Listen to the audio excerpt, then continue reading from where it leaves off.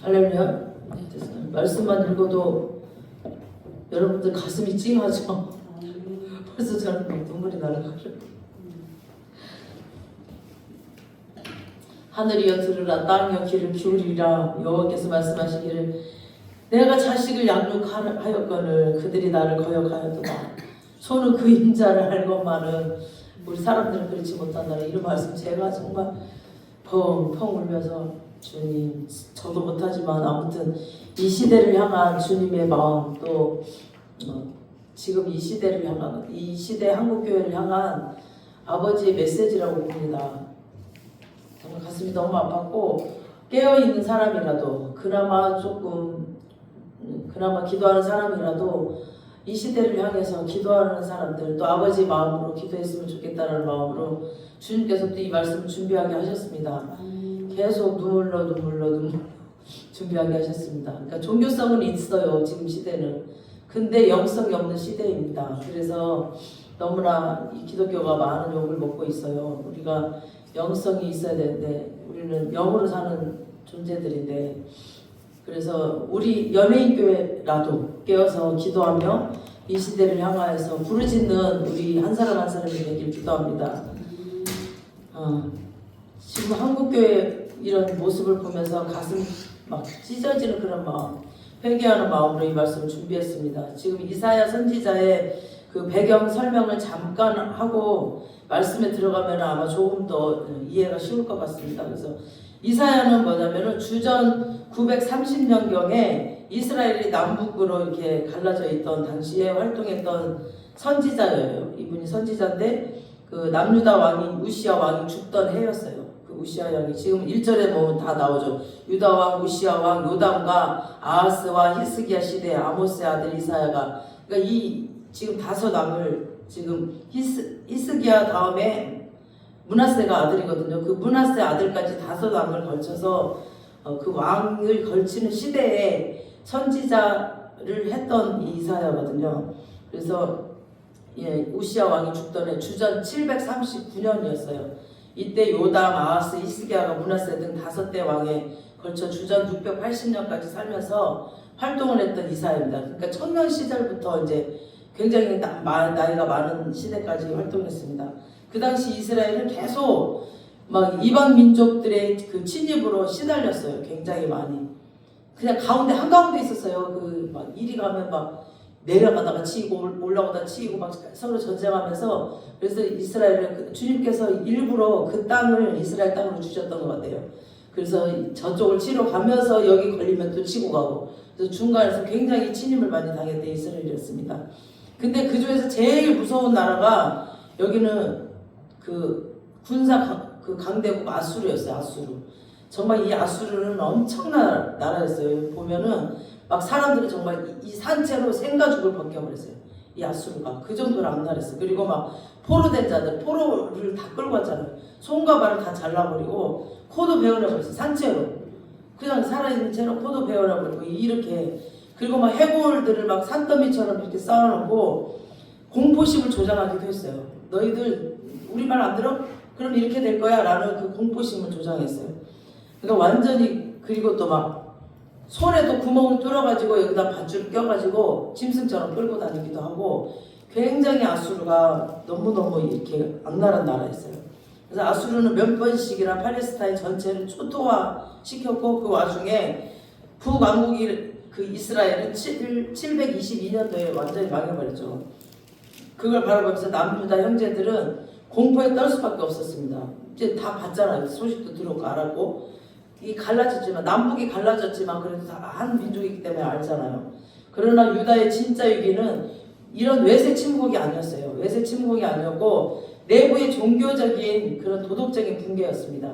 외세 침입도 다 하나님의 계획이었거든요. 그 종교성이 무너졌기 때문에, 이 하나님을 예배하는 이게 무너졌기 때문에 주님께서 허락하신 거였어요. 이스라엘의 죄는 우상숭배였거든요. 우상숭배가 한두 가지가 아니라 엄청난 종류의 것들을 우상 삼았다고 합니다. 그러니까 바알과 아세라는 기본이었고, 바벨론에서 들어온 뭐 천재 별자리 숭배, 요즘 세상에도 그런 별자리 운세라고 하잖아요. 그런 거 유명하다라고 해요. 또 모압과 암몬에서 들어온 막 사람을 불태워서 제사 드리죠. 인신제사 드리는 것까지, 자식까지, 자기 자식까지 태워서 막 드리죠. 그리고 막 복술, 사술 뭐 그런 것들이 나라 곳곳에 막 엄청났습니다. 이런 우상 숭배가. 그리고 백성들의 삶을 다 망가뜨렸어요. 이런 우상 숭배로 인해서 백성들의 삶이 다 엉망진창이 되어버린 거죠. 이들이 섬겼던 우상들이 돈, 음란, 폭력들을 절대 가치로 내세웠어요. 그런 것들이 절대가, 지금도 그렇잖아요. 돈이 최고야, 음란이 최고야, 막 폭력이 최고야, 힘이 있어야 돼. 이거를 절대 가치로 알잖아요. 지금 시대도. 그러니까 우상 숭배하는 이 제사 장소에서는 동성 연예인과 매춘, 여러 가지 더러운 행위들이 일어나고 있었습니다. 사사기 시대도 보면은 극에 달했을 때, 악이 극에 달했을 때는 동성 연애가 막 팔을 쳐. 그러니까 이게 막 음란이 가장 더러워지는 시대, 그때가 가장 악하다고 그래요. 그러니까 지금 시대가 지금도 악한 것 같아요. 그래서 이스라엘 사회 곳곳에서 성폭행과 불륜 행위들과 황금 만능주의와 각종 폭력과 살인, 투기, 착취와 거짓이 넘쳐났습니다. 그리고 예배가 더러워지면은 인간은 자기가 예배하는 대상을 담게 돼 있기 때문에 그 삶도 더러워지는 겁니다. 그 누구를 예배하느냐에 따라서 그 예배자를 담거든요. 그래서 하나님의 백성들이 영적으로 타락하니까 사회에 그 부패와 혼란으로 이어졌습니다. 특히 정치하는 사람들과 정부 관련자들, 제사장 선지자들 옛날에 이제 목회자들이죠. 지금으로 말하면 그 극이 달해버렸어요. 지금 시대도 마찬가지. 지금 목회자들이 막 타락이 극이 달해버렸거든요. 이들은 서로 결탁해서 막 고아와 과부와 가난한 사람들의 돈을 착취했습니다. 돈이라면 눈이 그냥 돌아버려 다들. 이 시대나 지금 시대나. 그리고 이사야 선지자는 이런 사람들에게 정말 회개하지 않으면은 하나님의 심판을 피해갈 수 없을 것이라는 피 끓는 경고를 지금 담아서 소리를 지르고 있는 겁니다. 이사야에. 지금 39장까지는 계속. 그래서 유다 백성들의 문제는 하나님에 대한 반역이었습니다. 그래서 성경에 보면 하나님의 마음을 아프게 하는 사람들은 대부분이 불신자들, 하나님이 안 믿는 사람들이 아니었어요. 하나님의 마음을 찢어놓는 사람들은 다 하나님의 자녀들이었습니다. 보면 여기 성경에도 마찬가지예요. 교회 다니는 사람들이었습니다. 이 사람들이 하나님의 마음을 아프게 하고 하나님의 마음을 찢어놔요. 우리도 보면 아무 관계없는 사람들이 우리한테 상처 주는 게 아니잖아요. 내가 가장 사랑하고 기대했던 사람들, 내가 막 마음을 줬던 사람들, 이런 사람들한테 상처를 받고 그러잖아요. 그런 사람들이 상처를 주고, 오늘 본문에 보면 하나님이 찢어지는 배신감이 절절히 느껴집니다. 우리 2절을 한번 다시 보겠습니다. 하늘이여 들으라, 땅이여 귀를 기울이라. 여호와께서 말씀하시기를 내가 자식을 양육하였거늘 그들이 나를 가역하였도다. 그러니까 하나님은 이스라엘 백성의 아버지였어요. 친아버지. 그래서 너희들은 나에게 아빠 아버지라 부르라 라고 하셨거든요. 친아버지, 정말 자식처럼 키우셨거든요. 그런데 이 자식이 아버지를 배신하는 상황이 일어나는 겁니다. 지금 3절에 소는 그 인자를 알고 나귀는 그 주인의 구유를 알거만은 이스라엘은 알지 못하고 나의 백성은 깨닫지 못하는도다 하셨도다. 그러니까 사람들은 말하죠. 은혜를 모르는 사람은 짐승만도 못한다라고 그런 말을 많이 하죠. 그러니까 소도 자기 주인을 아는데 이스라엘은 인생의 주인이신 그 하나님을 무시해 버렸습니다. 눈에 보이지 않는다고. 그리고 하나님의 마음을 이해하려고 하지 않는 그 불신앙의 삶에 빠져버렸어요. 그리고 하나님이 기가 막혀서 이스라엘을 향한 슬픔을 토로하고 계십니다. 지금 그들의 마음이 하나님을 떠나버렸습니다. 4절 한번 보시겠습니다. 시작. 슬프다 범죄한 나라요 허물진 백성이요 행악의 종자요 행위가 부패한 자식이로다. 그들이 여호와를 버리며 이스라엘의 거룩하신 이를 만홀히 여겨 멀리하고 물러갔도다. 이 말씀을 하시면서 하나님이 얼마나 마음이 아프셨을까요? 그들이 여호와를 버렸다. 마음이 여호와를 떠났다는 뜻이죠. 이스라엘의 거룩하신 일은 만홀히 여겼다. 그냥 만홀히 여겼다라는 것은 그냥 무시하고 없인 여겼다라는 거예요. 지금까지 은혜를 베풀어줬던 사람을 자기가 컸다고 무시하는 거죠. 그러니까 부모의 사랑으로, 막 부모의 그 희생으로, 막 부모의 그런 그 막 열심으로 자식들이 막 좋은 대학 가고 막 좋은 직장 가고 이랬는데 아들이 자기가 컸다고 막 부모를 우습게 하고 막 그러잖아요. 그런 거랑 똑같다는 거죠. 지금. 그래서 이 말은 등을 돌렸다는 거예요. 등을 돌렸다는. 그러니까 우상에게 자신의 인생을 바치느라고 바빠가지고 하나님에게 등을 돌려버렸습니다. 문제는 이미 마음이 하나님을 떠난 유다 백성들이 평소에는 그냥 성실하게 성전에 나가서 예배를 드리는 그런 사람들이었다는 거죠. 그냥 평소에는 그냥 성전에 가요. 아예 안 가는 게 아니라 예배를 드리러 가요. 매 주일마다. 근데 삶에서 이제 막 등을 돌리고 살았다는 거죠. 그러니까 그들의 거짓된 예배, 이중적인 신앙이 문제였던 겁니다. 차라리 예배를 안 갔다면 그냥 몰라. 근데 그냥 예배를 갔다는 거죠. 모세율법에 따르면은 이스라엘 백성들은 그 당시 1년에 3번 이상 예루살렘에 올라가서 하나님의 그 성전에서 집회를 열고 예배를 드려야만 했습니다. 그런데 이미 마음이 하나님을 떠난 사람들이 예배를 드리니까 교회가 얼마나 딱딱하고 싸늘했을까요? 마음이 떠나버렸으니까 그냥 형식적으로 하니까. 그리고 이미 서로에게 마음이 떠난 부부가 같이 밥 먹어보세요. 싸늘하잖아요. 그 다 느껴요. 느낌으로. 하나님도 인격적인 분이시기 때문에 다 아세요. 하나님이 그냥 안 보인다고 우리가 속이려고 해도 절대 안 속이시거든요. 안 보여도 인격적인 분이시기 때문에 아시거든요.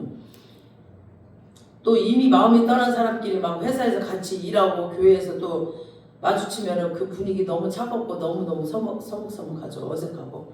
우리 11장 보시겠습니다. 11절. 여호와께서 말씀하시되 너희의 무수한 재물이 내게 무엇이 유익하뇨. 나는 순양의 번제와 살찐 짐승의 기름에 배불렀고 나는 수송아지나 어린 양이나 순염소의 피를 기뻐하지 아니하노라. 그러니까 지금 시대는 또 돈이 많은 시대이기 때문에 재물은 갖고 와. 근데 하나님이 싫다는 거예요. 이게 순양의 번제, 살찐 짐승, 수송아지, 어린 양이나 순염소의 피 이런 거는 제사 드릴 때 화목제물로 바쳤던 것들이거든요. 그러니까 죄값을 치러야 된다는 것을 율법에 있기 때문에 그 죄값을 치르고 자기 대신에 이런 짐승들을 죽여가지고 죄값을 치르고 하나님과 화목하게 되고자 했던 거죠.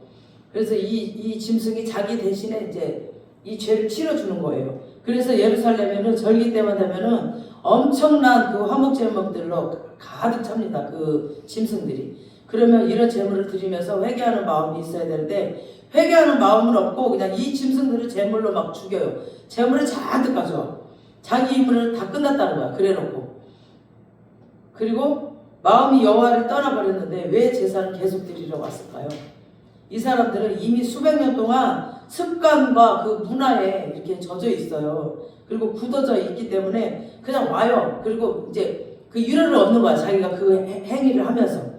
아, 나 이제 이거 했으니까, 나 이게 제사 드렸으니까 내 죄를 사해졌을 거야. 라는 위로를 얻는 거죠. 그리고 종교적인 사회에서 그래도 사회적으로 인정받으려면은 기본적인 남들 보는 앞에서 또 제사 행위는 해야 되기 때문에 그 남들을 의식해야 되기 때문에 그러니까 사람들 눈을 의식해서 막 하는 거죠. 그리고 하나님께 눈도장 찍어서 하나님 나 여기 왔어요 하면서 이렇게 후환을 대비하기 위함이기도 하죠. 나중에 혼날까봐 또 미리 그 입막음 하는 거나 마찬가지죠. 그래서 우상 숭배는 하지만 하나님이 계시다는 사실은 아니까 괜히 예배 안 드렸다가 저주받을 것 같으니까 액땜하는 것처럼 눈도장 딱 찍은 거 하나님한테 나 여기 왔다 가요 이렇게 그 예배에 참석했다는 거죠. 이런 식으로. 그래서 하나님은 이 예배를 너무너무 역겨워하셨습니다. 12절 보시겠습니다. 너희가 내 앞에 보이려 오니 이것을 누가 너희에게 요구하였느냐 내 마당만 밟을 뿐이니라. 너희가 내 앞에 그냥 보이려고만 온다 이거죠. 그러니까 그들이 이것이 하나님이 기뻐하는 일이라고 생각합니다. 그러니까 마음은 떠났지만 그 비싼 재물들을 갖다가 하나님께 헌물을 바치면서 이 정도면 됐다라고 이들이 스스로 이제 생각하는 거죠. 왜냐하면 그들이 우상숭배했던 이방신들이 그랬거든요. 이방신들은 좋은 예물을 드리면 드릴수록 더 흡족해 한다고 했어요. 받는 자가.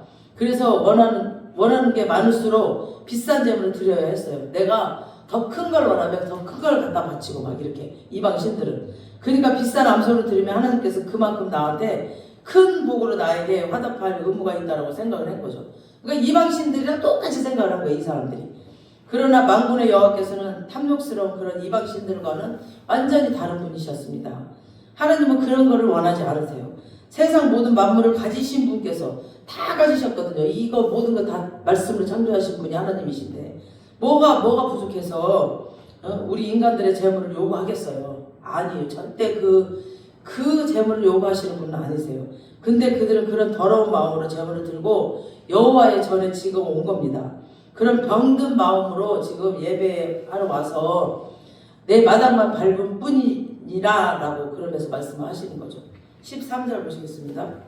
시작. 헛된 재물을 다시 가져오지 말라. 분양은 내가 가증히 여기는 바요 월삭과 안식일과 대의로 보이는 것도 그러하니 성애와 아울러 악을 행하는 것을 내가 견디지 못하겠노라. 그러니까 그런 병든 마음으로 헌금하러 오는 사람들에게 가져올 때 너 가져오지 마라. 그거 가져오지 말라고 하는 거죠. 그러니까 헌금을 하지 말라는 게 아니라 그 병든 마음으로 하지 말라는 거죠. 헌금을 해도 깨끗한 마음으로 해야 돼. 그 병든 마음으로 하는 거야. 그 영적인 의미가 없어져 버린 그 헌금을 하나님을 향한 진솔한 사랑과 기쁨이 사라져버린 그 헌물을 가지고 오지 말라는 거죠. 그냥 마음 없이 그냥 지 이익을 위해서 갖고 오는 그 헌금 그거 가져오지 말라는 거죠. 분양은 기도이잖아요. 분양은 기도인데 기도를 그런 마음으로 드리는 기도를 내가 가증스럽게 본다는 겁니다. 월삭은 매달 첫째 날을 정해놓고 예배 드리는 날이고 월삭이 그죠? 그리고 안식일과 대회로는 주일날이 안식일이고 대회는 큰 부흥 집회 같은 것을 말해요. 지금으로 말하면. 그래서 성회와 아울러 악을 행하는 것을 내가 견디지 못하겠노라 하셨죠. 그러니까 요즘 시대로 말하면 내가 너희들의 주일 예배와 부흥회와 저녁 예배와 특별 집회 이런 예배를 내가 견디지 못하겠다. 너희들 예배 드리는 그거 내가 역겹다라는 거죠. 이런 예배를 그런 예배를 말씀하시는 거죠. 병든 마음으로. 그러니까 그런 예배를 뭐라고 하시는 게 아니라 그런 예배를 병든 마음으로 와서 드린다는 자체가 그래놓고 임무를 다 했다라고 생각하고 있는 그들의 그 마음을 하나님께서 역겹다고 견디지 못하겠다라고 하는 거죠. 예배는 그렇게 드려놓고 세상에 나가서는 막 악을 행하는 너희의 그 이중성을 견디지 못하겠노라. 그렇게 예배를 드리고 헌물을 드렸기 때문에 내가 너를 축복해야 된다라고 생각하는 너희의 그런 마음이 나를 힘들게 한다라는 거죠. 나 너희들 축복 못해 그러는 거죠. 너희 그렇게 생각하지 마라는 거죠. 예배는 우리가 드림으로써 완성되는 것이 아니라 하나님이 받으셔야 완성되는 거예요. 우리가 드린다라고 완성되는 거 아니에요. 하나님이 받으셔야 돼요. 그러니까 어떤 사람들은 예배를 드리는 것이 아니라 그냥 예배를 해치워버려. 예배를 해치워버려. 빨리빨리 해치워버리자 이래요. 어떤 사람들은 그냥 예배를 견디는 사람들이 있어요. 이 예배만 잘 참자. 하나님이 받으시는 예배가 되어야 됩니다. 이러는 게 아니라. 그러니까 이스라엘 백성들의 착각과 위기는 너무나 종교성이 강한 민족이라 자기네들은 예배를 잘 드렸다고 생각했는데 하나님 쪽에서는 전혀 받지 않으셨습니다. 그래서 우리 한국교회는 어떨까요 지금? 우리 한국교회는 숫자적인 성장에 너무너무 빠져 있었어요. 지금까지. 숫자 채우기 너무 앞섰어요. 숫자만 채우려고. 어떤 대형교회에서 미국의 한 그 영성 있는 그 목사님이 강사로 이제 초대를 받았답니다. 그래서 이 목사님은 미국의 이렇게 작은 교회에서 목회를 하시는 분이지만 굉장히 영성은 뛰어나고 경건하신 분이었고 목회적인 인격도 굉장히였고 그 말씀대로 사는 그런 인격적인 사람이었어요. 굉장히 그렇게 소문난 멋있는 사람, 영적인 사람이었어요. 그분이 이 큰 교회 이제 강사로 이제 집회를 했습니다. 아마 그분의 아마 그 인생에서 그렇게 많고 큰 청중을 앞에다 놓고 설교하는 건 아마 처음이었을 겁니다.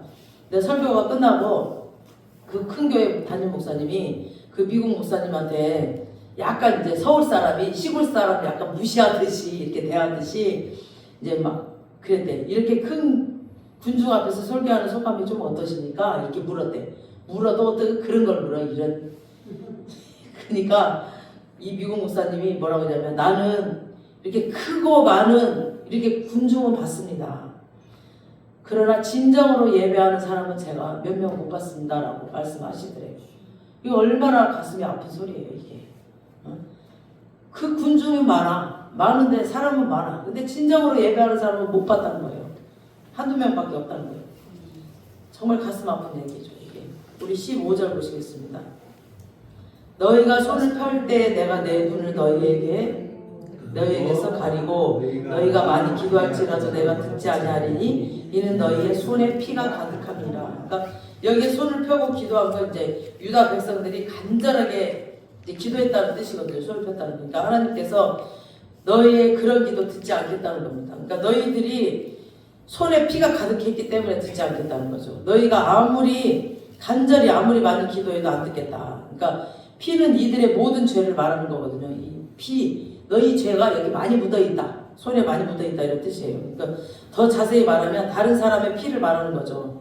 남에게 상처를 주고 막 남을 아프게 하고 남의 것을 착취를 하고 남의 형제끼리 미워하고 막 이렇게 남의 것을 뺏고 거짓과 속임수를 서로에게 피해를 주는 너희가 주일날만 멀쩡하게 차려입고 막 성전에 나와서 통성기도 금식기도 하고 있으니 나는 그 기도에 이 예배를 받지 않겠다는 겁니다. 그 종교적으로 보는 그 형식적으로 하는 것들은. 그러니까 하나님은 중심을 보시는 분이라고 그랬거든요. 사람은 속여도 하나님은 못 속여요. 하나님은 다 아시거든요. 하나님은 원래 우리의 예배를 기뻐하시는 분이시잖아요. 우리가 예배드리는 거 얼마나 기뻐하시는지 몰라요. 하나님은 춤을 추시고 천군 천사들을 다 모아놓으시고 진짜 너무너무 기뻐하시는 하나님이세요. 원래는 그런 분이세요. 근데 우리의 기도를 너무너무 기뻐하시는 분이세요. 우리가 기도하시면 정말 한 개라도 응답해 주시려고 막 천군 천사를 보내시고 막 그러시는 분이세요. 원래 하나님은. 그리고 하나님은 오래 참으시는 분이세요. 그런데 그런 하나님이 예배도 기도도 하지 말라는 거예요. 하지 마, 너 하지 마. 하지 말라는 거야. 하나님의 마음 속에 쌓인 그 먹장 같은 그 분노와 그런 그냥 막 슬픔이 가득 찼다는 거예요. 우리가 그 마음을 알 수 있을까요? 그러니까 겉과 속이 다른 예배가 얼마나 하나님을 분노하게 하는지 하나님이 사랑의 그 하나님이신 하나님이 이렇게 화내고 계시는 거예요. 그러니까 10년째 이제 부부 생활을 잘 해오던 어떤 집에 부인이 좀 예전과 뭔가 좀 다르더래요. 느끼잖아요. 부부는 뭔가 얘가 좀 이상하네. 좀 느끼죠. 느끼는데 겉보기에는 달라진 게 없어요. 그러니까 밥도 잘 차려주고 집안일도 잘 깨끗하게 잘하고 막 반찬도 잘하고 그러니까 예전처럼 이런 게 다 잘하는데 뭔가 이상하게 마음도 좀 달라지고 뭔가 마음이 좀 멀어진 것 같고 이런 느낌이 들더래요. 그래서 근데 어느 날 남편이 이제 일찍 퇴근해서 보니까 부인이 외출을 하고 없더래요. 그래서 어떻게 우연히 일기장을 봤는데 그 여자가 최근 남자와 불륜 관계에 있다는 것을 알게 해주는 내용이 적혀 있었다는 거예요. 그 남자에게 쓴 편지였어요. 사랑하는 누구누구씨, 나는 지금 남편과 살고 있지만 내 마음은 항상 당신과 있습니다. 지금 밥 먹으면서도 내 식탁 건너편에 있는 남편이 당신이었으면 좋겠습니다. 이렇게. 그리고 또 우리 아이들이 볼 때마다 이 아이들이 당신과 나 사이에서 난 아이들이었으면 얼마나 좋을까요? 막 그렇게 맨날 생각하고 그렇게 써놓은 거예요. 이런 말을 쭉 적어놓은 거예요. 이 남편이 충격을 받은 거죠. 진짜 그 뒤에 아내를 딱 살펴보고 조사를 해보니까 실제로 너무나 많은 시간을 그 남자와 보내고 있는 거죠. 자기가 벌어다 준 돈 가지고 그 남자를 막 선물 사다 주고 밥을 사 먹이고 막 이렇게 자기가 보는 앞에서는 밥도 잘해주고 웃어주고 막 이래요. 그리고 청소도 잘하고 어떤 남편이 이런 여자를 보고 화내지 않겠어요. 그러니까 이게 똑같은 거예요. 하나님이 주신 축복을 하나님 주신 모든 축복을 우리가 다른 우상에게 쓰는 거야. 다 쓰고 그에게 웃어주면서 그에게 다 마음 뺏기고 그 우상에게 다 마음을 다 전하면서 겉으로만 와서 예배하고 겉으로만 그냥 하나님 나의 아버지라고 부르고 똑같은 거예요 이게. 그러니까 아버지 마음이 지금 남편들 들어보면서 마음이 어땠어요? 부인이 이랬다니까 죽여버리고 싶죠. 그게 하나님 마음이에요. 그게 하나님 마음. 그렇다니까 그게 하나님 마음이라니까요. 정작 하나님 앞에서는 껍데기뿐 예배를 드리는 이스라엘 백성들은 더 이상 하나님 앞에서는 신앙인이 아닌 종교인이었습니다. 종교인. 그래서 이들의 신앙은 불신자보다 더 하나님을 분노하게 했습니다. 이들의 그 타락은 총체적이었어요. 4절에 보니까 슬프다 범죄한 나라요 허물진 백성이요 그랬죠. 그러니까 나라 전체가 썩었구나. 그러니까 나라 전체가 썩었구나. 여러분 교회가 썩으면 나라 전체가 썩어버려요. 일단 교회가 문제 교회가. 그리고 한 신앙인이 썩으면 그 가정이 썩어버려요. 그 가정이 신앙인이 있는데 그 가정이 지금 잘못 돌아가고 있어. 그럼 그 신앙인이 지금 잘못 믿고 있는 거예요. 그거 돌아와야 되거든요. 근데 그걸 못 느끼요. 못 깨닫는 사람이 너무나 많아요. 우리 눈으로 보이잖아요. 그게 영적으로. 근데 자기는 하나님 믿는다라고 하고 교회 열심히 와서 기도하고 하는데 그 가정은 엉망이야. 엉망으로 만들어. 자기가 만들어 자기가 속이 천불이 나요. 바로 나의 옆에도 있다니까 그런 사람이. 응? 그 가정이 썩으면 그 지역이 또 썩어버려요. 그래서 하나님은 그 모습을 보면서 슬프다고 하십니다. 가슴이 미어진다고 하셨습니다. 그러니까 하나님이 가슴이 미어지게 하는 사람은 예수를 안 믿는 사람이 아니라 패역한 예수 믿는 사람, 패역한 예수 믿는 사람. 그러니까 이 백성이 나라는 이렇게 타락해 버렸습니다.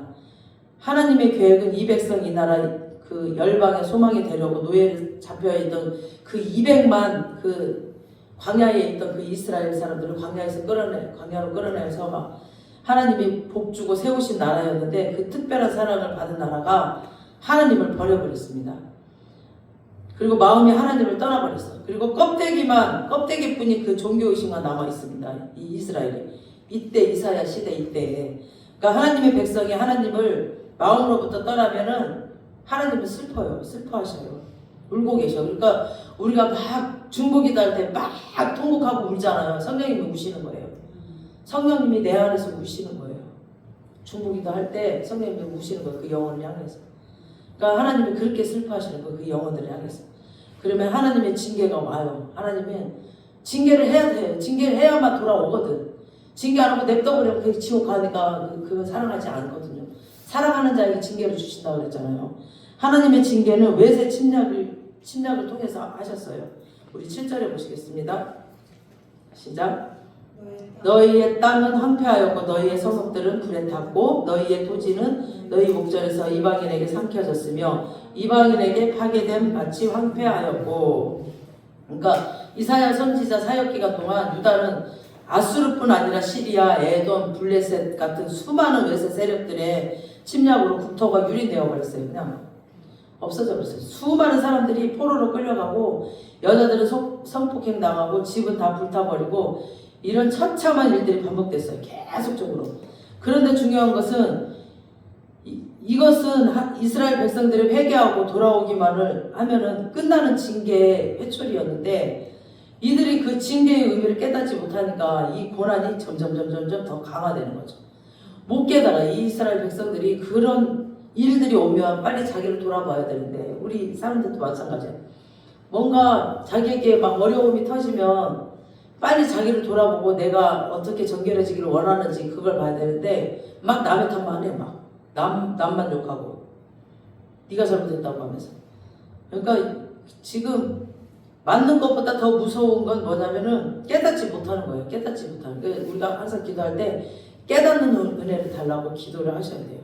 그래서 항상 주님 내가 뭔가 못 깨달았으면 깨닫는 은혜를 주세요. 깨닫는 은혜를 주세요. 그러니까 다른 사람들은 다 아는데 나만 모를 때가 있거든요. 그래서 깨닫는 은혜가 진짜 필요합니다.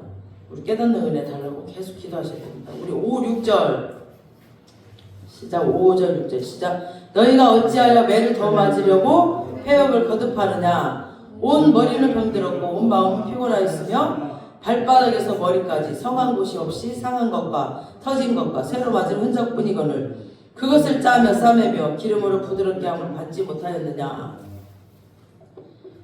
지금 너희가 어찌하여 매를 더 맞으려고 폐역하느냐. 그러니까 너희들 맞은 만큼 맞지 않았느냐. 지금 실컷 맞지 않았느냐. 그만큼 맞았으면 좀 깨달아 봐라. 죄가 너무 깊이 들어가 있으니까 무감각해져 버리는 거죠. 그래서 외국 군대들의 수많은 침략으로 인한 하나님의 그 징계의 손길인데 전혀 영적으로 느끼질 못하는 거예요. 이게 깨닫지 못해요. 그러니까 영적으로 살아있는 사람은 완벽한 사람이 아니라 잘못했을 때 하나님이 치시는 징계의 매를 빨리 깨닫는 사람들이 영적으로 깨어있는 사람들이에요. 그러니까 바로 깨닫고 회개하면 징계의 매가 멈추고 회복과 축복이 흘러 들어옵니다.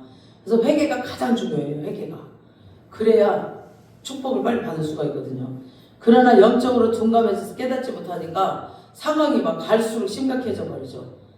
그러니까 하나님이 보시기에 유다 민족은 그 사람의 몸이 비교한다면 발바닥부터 지금 머리까지 뭐라고 그랬어요? 6절에 발바닥부터 머리까지 상처투성이라고 그랬어요.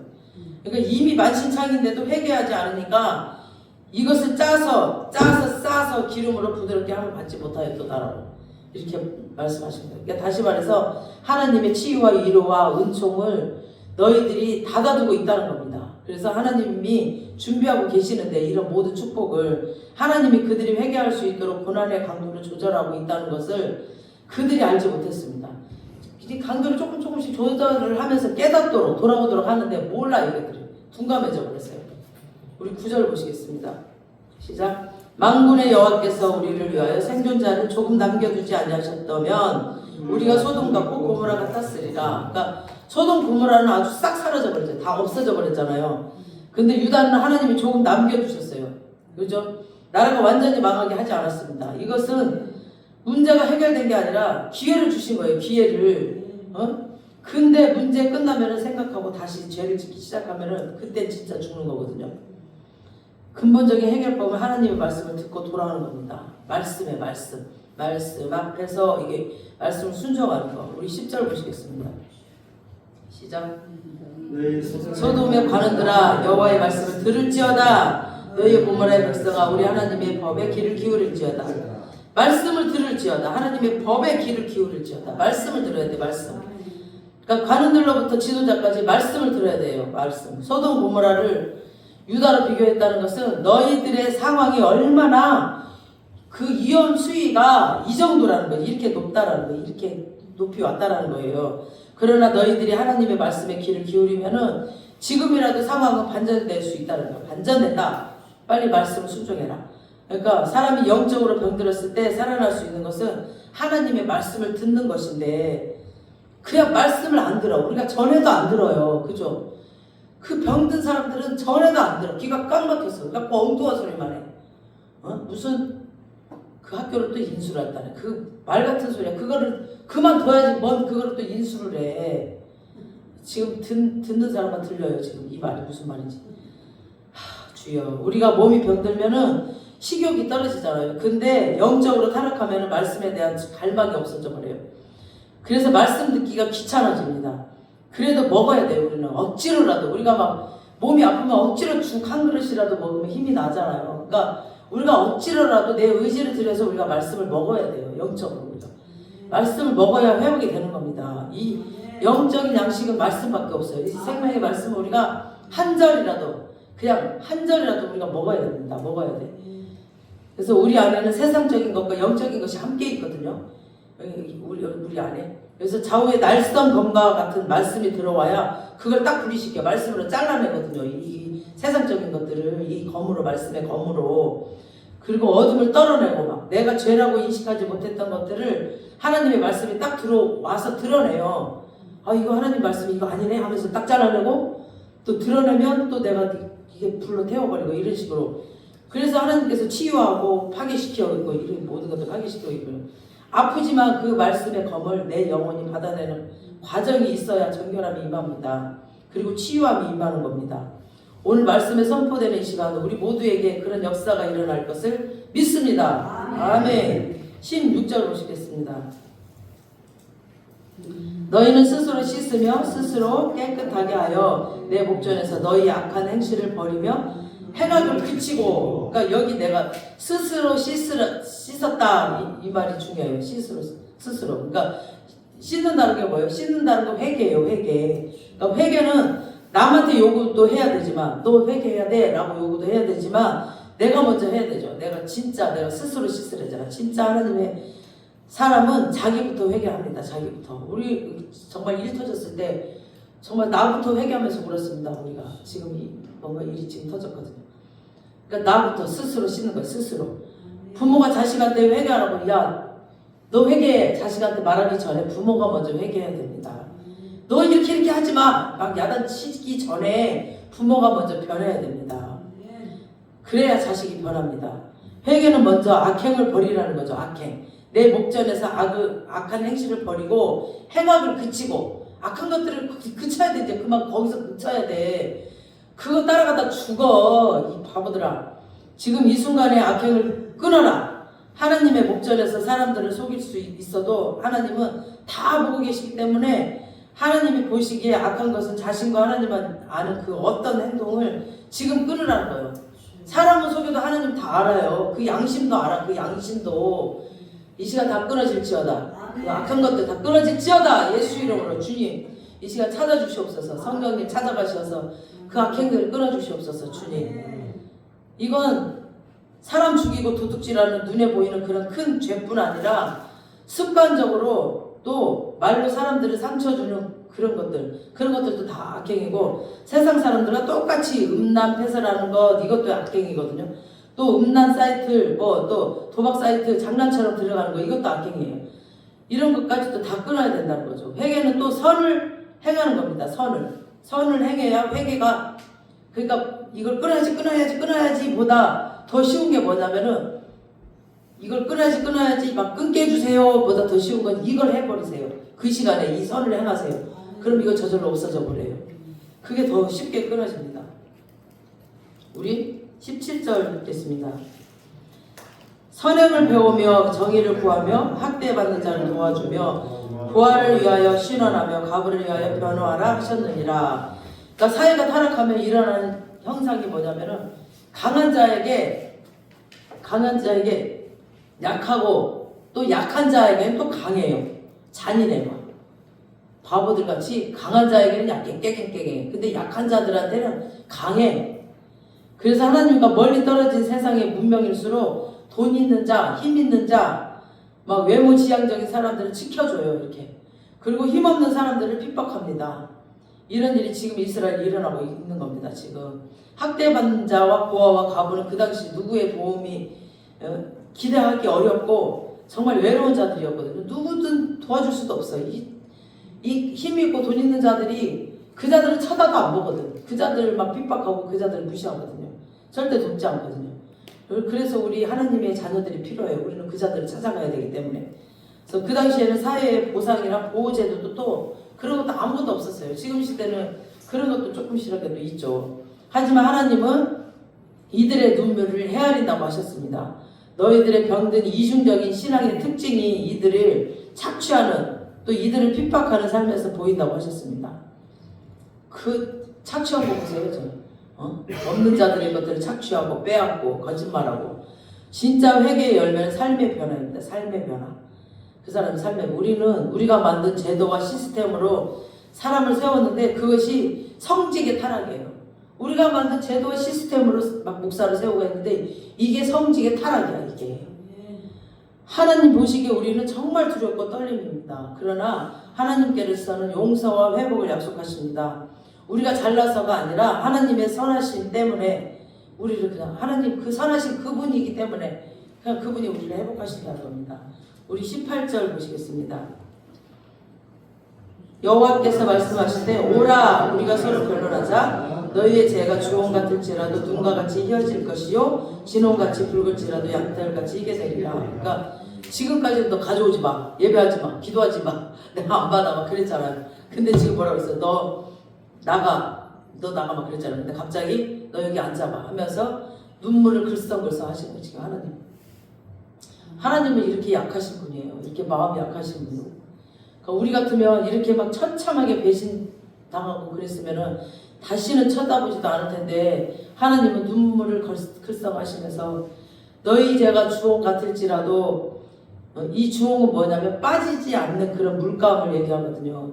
그러니까 주홍 같은 물감이 떨어지면 그 옷감은 버려야 되거든요. 쓸모가 없어. 버려야 되는데 버리지 않고 그럴지라도 그 자를 너희 죄가 그렇게 심각하지만 눈과 같이 희어질 것이요 라고 양털같이 희어질 것이다. 이들이 회개하기 때문이 아니라 지금 내가 씻을 것이다라는 거죠. 내가 일방적으로 씻을 것이다라는 거 하나님이. 이렇게 하나님이 이런 분이세요. 지금 하나님은 이 용서를 말씀하시면서 십자가 보혈을 지금 예언하고 계세요. 그러니까 이게 바로 내가 예수 그리스도를 보내겠다라는 뜻입니다. 지금 이 뜻이. 그래서 죄는 우리가 울면서 잘못했다고 말한다고 용서되는 게 아닙니다. 예수 그리스도의 보혈의 피로 씻는 겁니다. 보혈의 피로. 그러니까 누군가가 죄값을 치르는 거죠. 누군가가 대신 치러줘야 돼요. 그냥 용서할게 한다고 해지는 게 아니에요. 누군가가 죽어야 돼요. 이 죄를 위해서. 구약시대는 짐승이 죽었잖아요. 이 죄값을 치르기 위해서. 근데 지금은 예수님이 죽으셨어요. 그러면 하나님이 이 심각한 죄를 용서하시겠다는 것은 내가 예수의 보혈을 주겠다는 겁니다. 지금 하나님께서. 그런데 그것까지도 막고 있는 것은 바로 우리가 회개하지 않기 때문입니다. 하나님의 용서와 보혈과 은혜는 이미 준비가 다 되어 있거든요. 십자가에서 이미 다 준비가 되어 있어요. 그런데 우리의 회개가 있어야 그 은혜의 생명수가 우리 안에 딱 들어올 수가 있거든요. 그게 딱 맞아야 돼요. 우리의 회개.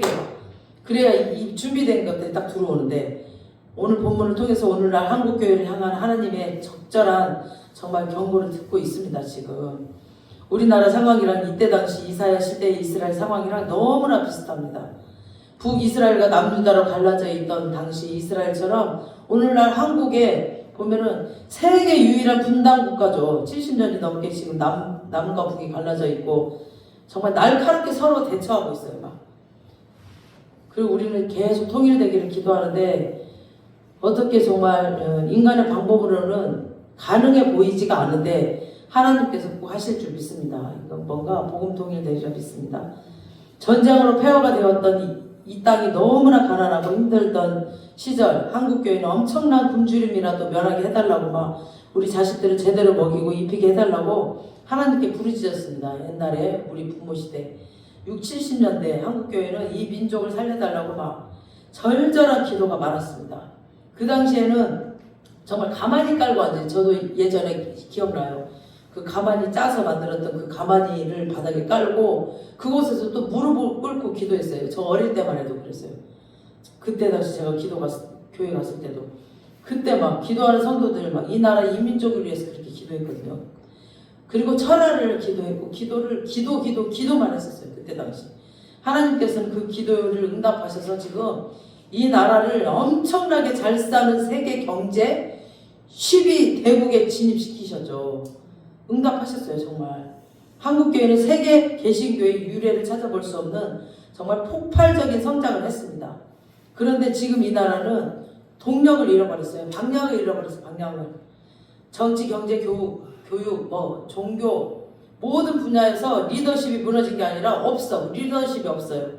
방향을 잃은 채로 서로 찢겨지고 막 나눠지고 있습니다. 우리나라 자살률 세계 1위, 이혼율, 가정 파괴, 성적 문란, 부정부패, 황금 막론주의, 우리를 앞서갔던 그런 서구 사회를 추월하고 있거든요. 우리나라가 이 모든 것들이 사회가 이토록 병든 것은 한국교회의 책임도 있다라고 봅니다. 한국교회 그 성장을 통해서 정말 그 기도가 사라져버렸고 하나님께서 주신 그 축복을 아까 그 바람난 여인처럼 남편이 벌어다 준 돈으로 그냥 다른 거 다 섬기고 있다니까. 하나님이 주신 축복으로 다른 거 다 섬기고 있어요. 지금 이 나라의 민족이. 그러니까 예수님을 믿는 사람들이 예수님의 진리를 따르지 않고 썩어져가는 욕심을 따라가고 있어요. 세상에서 그래서 세상에서 핍박받고 있는 거죠. 우리 기독교가 지금. 우리는 주님을 위해서 핍박받는 것이 아니라 우리 때문에 주님이 지금 욕을 먹는 그런 창피한 핍박을 받고 있는 거죠. 정말 부끄러운 그런 핍박입니다. 한국교회는 숫자는 많고 건물은 커지고 엄청나게 거대해졌습니다. 그러나 거룩은 없어져 버렸습니다. 거룩을 잃어버렸습니다.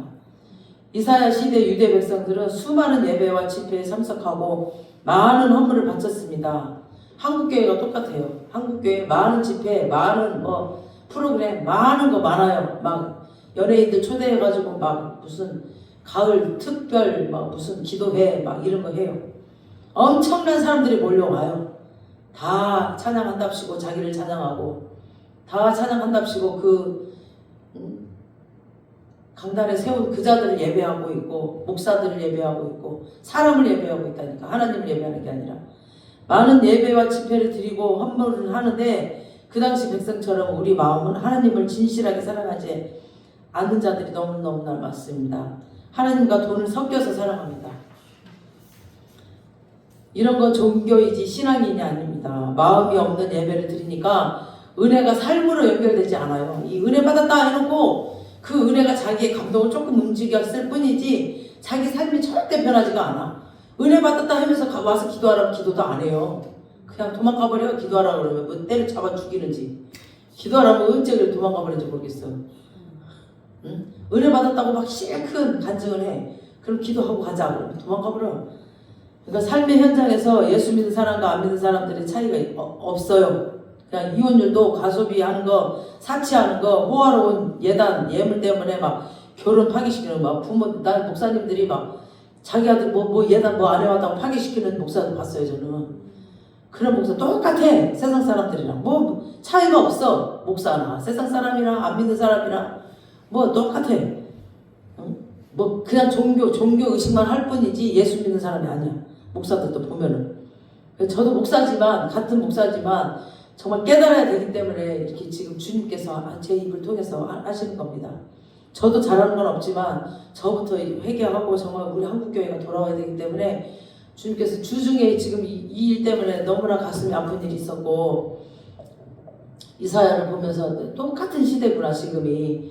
그 우리가 이렇게 타락되다가는 큰일 나겠다. 정말 이 이스라엘처럼 우리가 포로되고 이렇게 망해버리면 어떡할까 이런 마음이 들어서 정말 걱정되는 마음으로 주님께서 이 말씀을 좀 화요일부터 계속 준비하게 하셨습니다.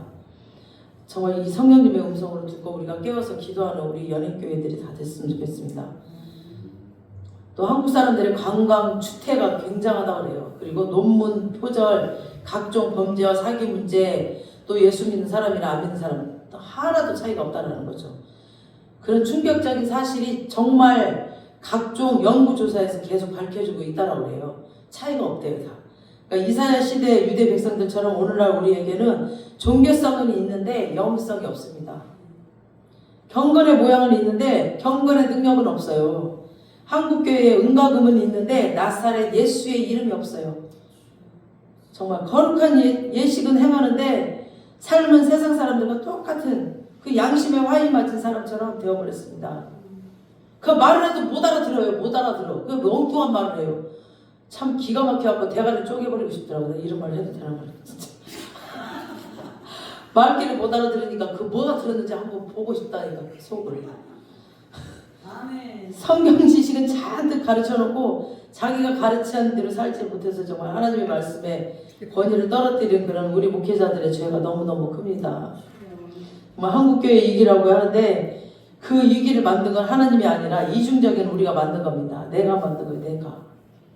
세상과 하나님을 겸하여 살아갔다가 세상을 더 사랑해버리는 우리가 정말 만든 일입니다. 그러면서도 죄책감과 의무감 때문에 주일날 교회 와서 의식을 해치워버리는 거야. 해치워버리면 오늘도 아마 해치우고 있을걸. 당장 쫓아가고 때려 부셔버리고 싶은데 거기를 가서. 신앙인이 아니라 종교인을 우리가 만들어버렸습니다. 그래서 한국교회는 부흥을 얘기하기 전에 회개부터 얘기해야 됩니다. 회개가 있을 때 새로운 일들이 일어난 겁니다.